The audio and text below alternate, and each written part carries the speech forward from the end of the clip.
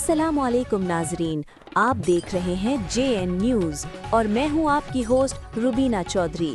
سب سے پہلے نظر ڈالتے ہیں آج کی اہم خبروں پر۔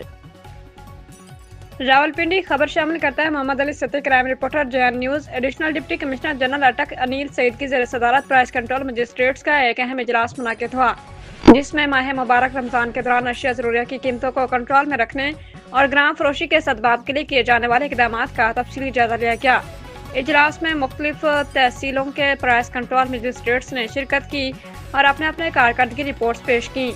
اس موقع پر additional deputy commissioner general Anil Saeed نے ہدایت کی کہ وزیر اعلیٰ پنجاب مریم نواز شریف اور ڈپٹی کمشنر اٹک رواتف رضا کی ہدایت کی روشنی میں ضلع بھر میں پرائس کنٹرول کے نظام کو مزید مؤثر بنایا جائے اور عوام کو ریلیف فراہم کرنے کے لیے تمام دستیاب وسائل بروئے کار لائے جائیں۔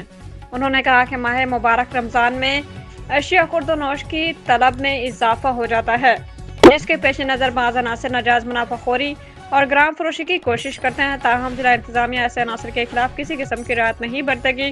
انہوں نے پرائس کنٹرول مجسٹریٹس کو ہدایت کی کہ وہ روزانہ کی بنیادوں پر بازاروں، مارکیٹوں اور رمضان بازار کا دورہ کریں اور سرکاری ناقناموں پر سختی سے عمل درآمد یقینی بنائیں۔ انیل سعید نے مزید کہا کہ سبزی، پھل، آٹا، چینی، دالوں اور دیگر اشیاء ضروریات کی دستیابی اور مقررہ نرخوں پر فروخت کو یقینی بنایا جائے۔